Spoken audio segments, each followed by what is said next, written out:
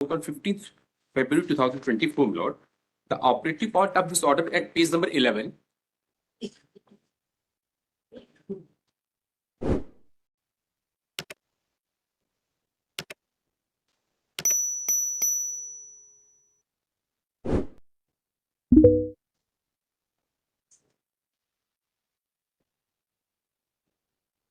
Page number 11, Lord. This is the order passed by this Lord. The order page number 12 का 5th para है. Yes, Lord. इसके पहले एक observation है इसी पे ऊपर.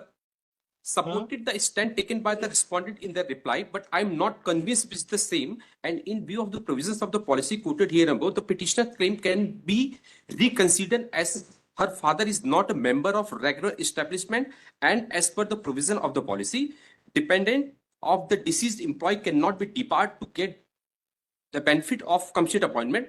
Therefore, the claim of the petitioner can be reconsidered within a period of 60 days from the date of submitting a copy of this order, and fresh order shall be passed accordingly. With the aforesaid, this petition is allowed and disposed of with giving a positive direction. However, without giving any positive direction. However, it is very important note.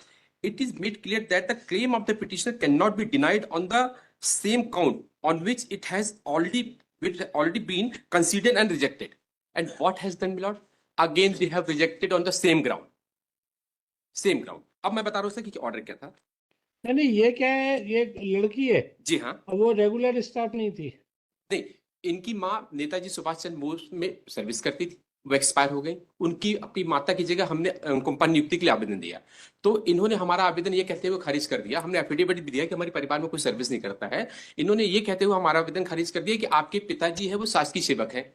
ये कहते खारिज कर दिया. वो भी देख लें साहब. एनेक्सर FR4 है सर, पेज नंबर 14. नहीं, लेकिन क्या अनुकंपा नियुक्ति में ये नहीं है कि अगर कोई परिवार का कोई सदस्य सेवा में नहीं है? ये दैविक प्रजन. इन्होंने क्या हुआ सर, इन्होंने हमारे बारे में जानकारी ली.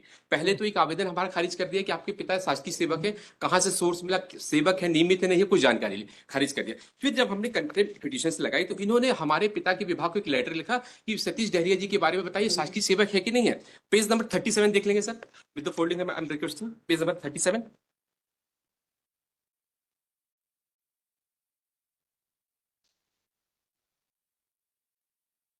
The 37 पेज नंबर 37 बहुत इश्यूड पद है, कार्यपालन यंत्री लोक निर्माण विभाग मध्य प्रदेश संभाग क्रमांक 2 जबलपुर. ये मेरे पिता, ये लड़की जो आवेदिका है पिटिशनर, उसके पिताजी के विभाग है. ये किसको लिखा गया सर? प्रति अधिष्ठाता नेताजी सुभाष चंद्र बोस मेडिकल कॉलेज जिला जबलपुर मध्य प्रदेश. आपके अधीनस्थ कर्मचारी श्री सतीश डहरिया की सेवा की जानकारी के संबंध में आपका पत्र स्वयं उपरोक्त विषयांकन संदर्भित पत्र के तहत इस कार्यालय में पदस्थ श्री सतीश डहरिया की सेवा के संबंध में जानकारी चाहिए गई है. श्री सतीश कुमार डहरिया इस कार्यालय के अंतर्गत कार्यभारित स्थापना में कार्यभारित एवं आकस्मिक निधि सेवा के अंतर्गत कार्यभारित समयपाल के पद पर दिनांक 17/11/1989 से कार्यरत है. ये नियमित पद पर पदस्थ नहीं है, अर्थात कार्यभारित सेवा में है, शासकीय नियमित सेवा में नहीं है. कार्यभारित एवं आकस्मिक निधि के अंतर्गत कार्यरत कर्मचारी का वेतन कार्यभारित तथा आकस्मिक निधि से प्रदान किया जाता है. विभाग ने लिख के दिए थे, हम नियमित कर्मचारी है ही नहीं है. इन्होंने उसके बाद कोर्ट ने आदेश किया. लेकिन आप एक बात बताओ, जब लड़की ने माँ की जगह नियुक्ति चाहिए तो क्या बोला था कि हमारे परिवार में ये सब बात बताई थी कि हमारे पिताजी ये कार्यभारित या फलाने हैं, या ये बोला था हमारे परिवार में कोई भी शासकीय सेवा में नहीं है? आपने एप्लीकेशन पढ़ी? आपने साहब जब आवेदन दिया था, आवेदन पूरा डिटेल आवेदन दिया था इनको. नहीं, अब डिटेल नहीं बताओ. आपने ये बात बताई थी कि ना हाँ के ना? Yes sir. क्या बताई थी? बताइए, कहाँ है आपका एप्लीकेशन? वो आपकी होगी नहीं एप्लीकेशन, इसमें कंटेम्प्ट है. मैं लेकिन वो WP में लगी सर. वो इसमें ऑर्डर हुआ तो WP का रिकॉर्ड बुला लिया. पेंडिंग है कि डिसाइड हो गया? डिसाइड हो गया सर. उसके बाद कंटेम्प्ट आएगी तो वो बुला लेते हैं. हाँ, भाई देखिए, आप कुछ भी मांग सकते हैं स्वच्छ हाथों से, लेकिन आप क्या मतलब जानकारी छुपा के और नॉट अलाउड आप रिलीव. तो कोर्ट ने रिकंसिडर करने के लिए बोला था, हमने रिकंसिडर करके डिटेल्ड ऑर्डर पास कर दिया. वो अनेक्शर R1 तो सब WP का ऑर्डर बुला ले. मैं सही हूँ गलत को पता चल जाएगा. उन्होंने देखिए एक बात बोल दी थी कि आप उसी काउंट पे खारिज नहीं करेंगे. एक बार आप देख लेना, रिजेक्शन ऑर्डर देख लेना. हाँ, रिजेक्शन ऑर्डर में अब R1 दूसरा पहले आपने ये खारिज किया कि आपके पिताजी नौकरी में है, अब दोबारा किस आधार पे खारिज किया है? दूसरा में सर इनके फॉर्म में साइन नहीं. सर एक मिनट देख लें आप सर, अनेक्सर R1 जो है.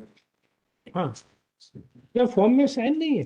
नहीं सर, इनके सर एक मिनट देख लेते हैं अनिक्षा राउंड रीजन पूरा दिया। माननीय उच्च न्यायालय के आदेश के उपरांत संबंधित आवेदक के दस्तावेज सत्यावेदन हेतु आमंत्रित किया गया। तत्समय श्री आवेदक द्वारा शपथ पत्र इस कार्यालय को उपलब्ध नहीं कराया गया।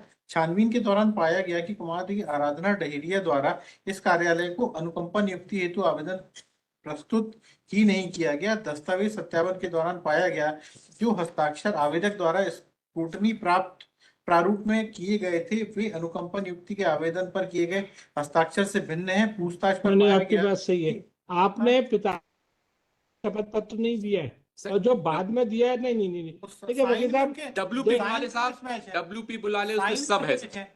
देखिए होली पे तो रंग अच्छा लगता है कि एक दूसरे की आंख अपन बंद करने के लिए गुलाल डालते हैं। अरे केस प्रोसीडिंग में गुलाल मत डालो आंखों में कि पिताजी नौकरी में नहीं है इसके लिए शपथ पत्र नहीं दिया, फिर कभी शपथ पत्र में पकड़े गए तो सिग्नेचरों में भिन्नता कर दी। This is a serious matter.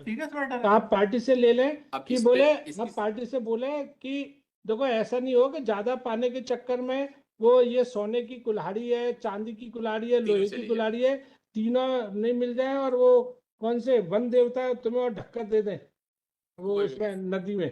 तो आप पार्टी से सिंगल वे लॉर्ड WP का रिकॉर्ड बुला ले, क्लियर नहीं वो बुला ले नहीं लेकिन आप भी ये देखो कि एफिडेविट क्यों नहीं दिया था सर। WP में एफिडेविट भी लगा है। मेरा ये कहना है कि validity of this order can not be seen in a contempt. नहीं WP हमको इसलिए देखना पड़ेगा कि वकील साहब ये डिनाई कर रहे हैं कि हमने एफिडेविट, आपने ये कहा कि एफिडेविट नहीं है, हस्ताक्षरों में भिन्नता है, तो वो इसलिए वो बुलाना पड़ेगा ना। After hearing the learned counsel it transpires that record of writ petition number 27695/22 Kumari Aradhana Daheria versus State of MP and others, order dated 15 February 2024 would be required. Therefore, list this case along with the concerned writ petition record in the week commencing 3 March. Great.